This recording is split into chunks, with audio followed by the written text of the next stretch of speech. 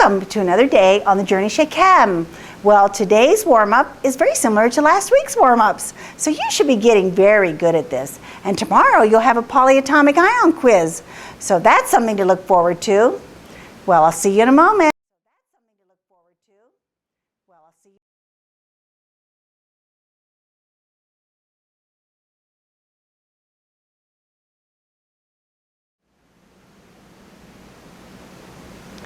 Today's warm-up should be a review for you, and I'm hoping that you've gotten them all correct. So let's go over them together and make sure that you got them right. In A, we are looking for the chlorine. And so I'm going to take the polyatomic ion out of the compound. So I set my equation equal to -1. Oxygen's charge is -2. There are 4 of them, which gives me a -8. Therefore, chlorine must be +7. In the second case, we have a binary compound. A binary compound is a compound that is composed of 2 different elements. And the second element takes on the ending IDE. Now, it is in the negative position, and so it follows its periodic trend, which would be -3. And just for informational purposes, I would need to figure out the charge of the tin in order to write its name. And it would be tin, Roman numeral 2, phosphide. In C, I'm looking at the hydroxide. Now, there's a couple ways that we can do this. We could say that hydrogen is +1 and potassium is +1.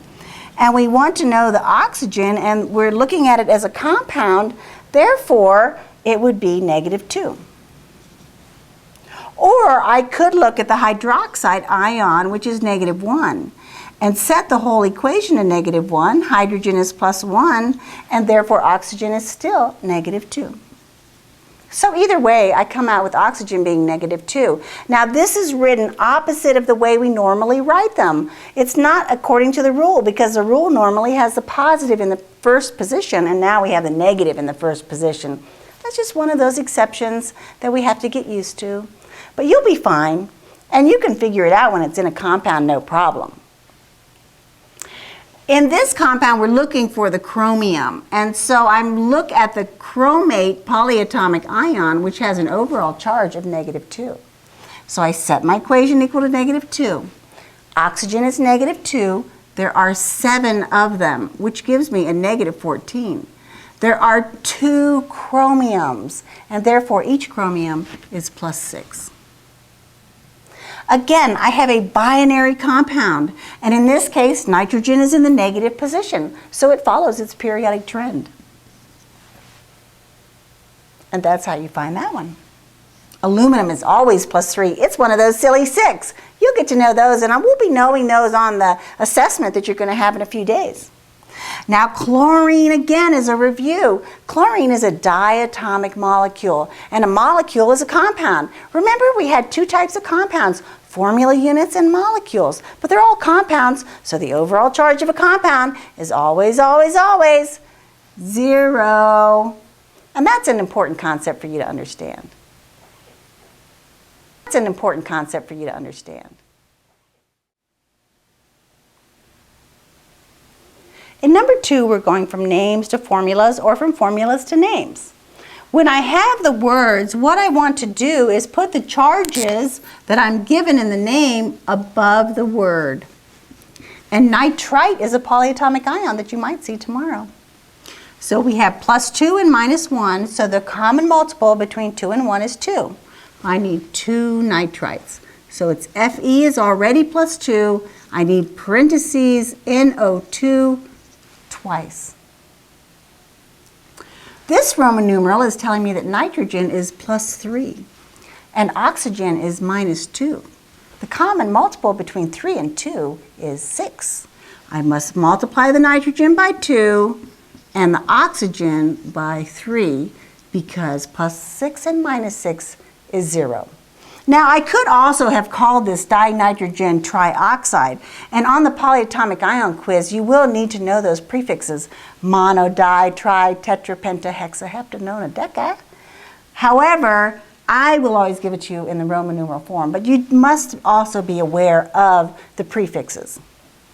Now, sodium, notice there's no Roman numeral because sodium is always +1. I could have written it with a Roman numeral 1, and that would be fine. However, if you have any other Roman numeral, that would be incorrect. And the questions on the quiz and on the assessment are either right or they're wrong. So I think that by now you've had so much practice, you're going to be good at this. Sodium is +1.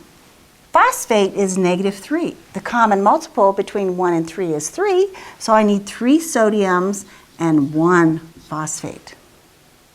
And that's how you do those.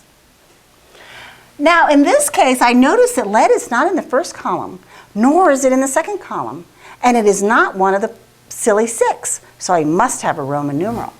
Well, perchlorate has a -1 charge, and there are 4 of them, which gives me a -4.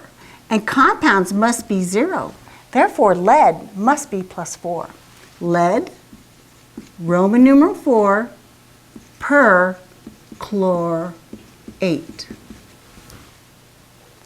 In this case, sodium is in the first column. It's an alkali metal, so I don't need a Roman numeral. So it's just sodium carbonate.